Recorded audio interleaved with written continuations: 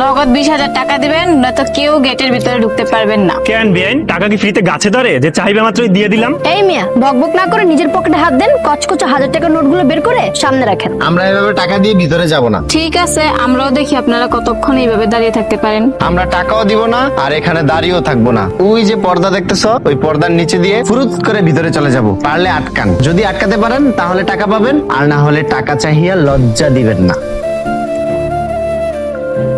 এই কি হলো এটা? কি চেষ্টা দেখছস? সামান্য কিছু টাকার জন্য পর্দার নিচ দিয়ে ঢুকে গেল। আরে বুঝিস না, ওরা তো কুকুরের মতো ঢুকছে হাড্ডি খাওয়ার জন্য। মান সম্মান আর কিছু রাখলি না। কোনোদিন দেখছস বিয়ে করতে আইসা জামাই গেট দিয়ে না ঢুকা পর্দার নিচ দিয়ে ঢুকে? তোমার যে টাটনা শালি আছে না, ওই শালি তো গতকালকে আমার থেকে 3000 টাকা খসাইছে। ওইটারই সুদ বুদ নিলাম আজকে।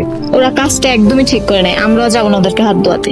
কি এখনো আমার উপর রাগ করে আছেন? আমরা না হয় আমাদের নিজেদের হাত নিজেরা ধুয়ে নিতে পারবো, তাতে কোনো সমস্যা নেই, কিন্তু নিয়ম অনুযায়ী নতুন বরের হাত আপনারা ধুয়ে দিতে যাবেন না, এটা কেমন দেখায় না? আপনারা গেটে যে কাহিনী করছেন আমি বেশ ভালো করেই জানি আপনারা টাকা দিবেন না, তাই আমাদের সেবা আশা করবেন না। থাক, আর গাল ফুলায় থাকেন না। কত টাকা লাগবে সেটা বলেন, আমরা টাকার বিনিময়ে হলেও আপনাদের সেবা চাই। এদের কারোর কথা তোরা কেউ বিশ্বাস করিস না, এরা মেয়েদের থেকেও ছলনা বেশি করতে পারে। আপনারা তাহলে বরের হাত পরিষ্কার করার জন্য ব্যবস্থা করছেন না? আগে 25,000 টাকা দেন, তারপর চিন্তা ভাবনা করে দেখবো। আমরা আবার বিনা টাকায় সেবা প্রদান করি না। রাজি থাকলে বলেন, নয়তো যেতে পারেন। আপনার এই ব্যবহারটা আমার সারা জীবন মনে থাকবে। এই চল।